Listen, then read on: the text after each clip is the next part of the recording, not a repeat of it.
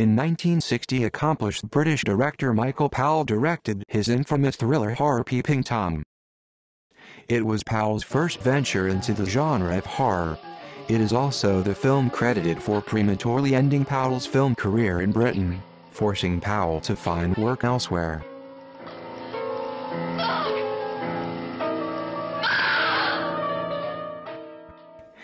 Peeping Tom's story follows young cameraman, Mark Lewis, played by Carl Bohm.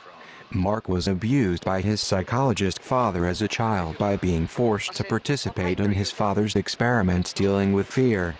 Mark, now grown and a handsome yet shy young man, has developed a strange and unnatural hobby that he hides from those around him.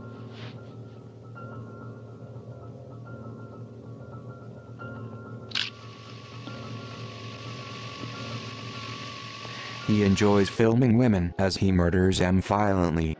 To add insult to murder, the women are forced to watch themselves as they slowly die by a mirror attached onto his murder device.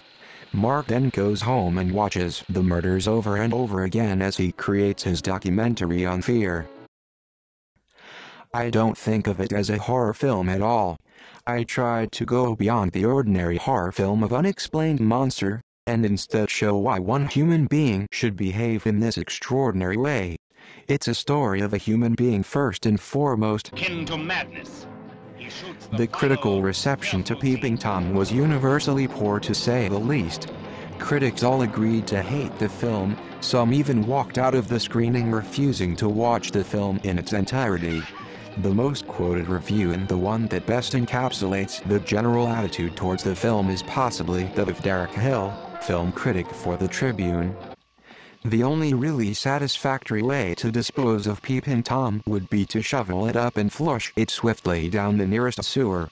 Even then the stench would remain. It's fear. So I did something very simple. Very simple. Now, today's audiences are a bit more open-minded and the tides have changed in favor of Peeping Tom. Martin Scorsese, possibly Peeping Tom's most famous advocate, has made it his mission to seeing that Peeping Tom gets a second chance at life. In 1978, Scorsese went so far as to fund a screening of Peeping Tom at the New York Film Festival, introducing Peeping Tom to a brand new audience, a much more accepting one. Now 50 years later, the film is considered a masterpiece of British cinema and one of the greatest horror movies ever made. Many of the critics that early on equated the film to nothing more than trash on screen have since changed their opinions. Delise Powell, of the Sunday Times, a female critic that took particular offense to the film at its opening and helped spearhead an attack on Peeping Tom, claiming it to be essentially vicious, has since changed her opinion. I am convinced that it is a masterpiece. If in some afterlife conversation is permitted, I shall think it my duty to seek out Michael Powell and apologize. One has to wonder why the film was received so poorly upon its initial release. Why did the critics and audiences alike hate the film so much and practically excommunicate Michael Powell from Britain? The reaction to the film is really puzzling. It depends on the society at the time and what is allowed to be said, or what is allowed to be expressed, I should say. Because he expressed, I think, the danger of filmmaking and a very, very unhealthy sense of the picture. The sense that just the feel of the trashy store with and that incredible photographer studio. Everything had a kind of very, very forbidden feel about it. They didn't want to see that on a big screen in Eastman color, which, by the way, enhanced it.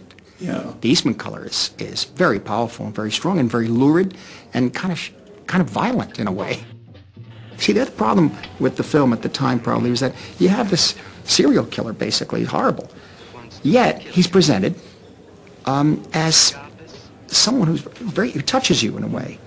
From the very beginning, something about his eyes and his quiet, and especially when he photographs those models, it's a kind of uneasy empathy with this person. Come on, love, don't be shy. And I think it shocked people Many critics really, as you know, reacted violently against it because they don't want those parts of themselves touched. The central theme underlining the film is voyeurism, as the title very openly suggests. Mark commits his murders as the audience observes from his point of view.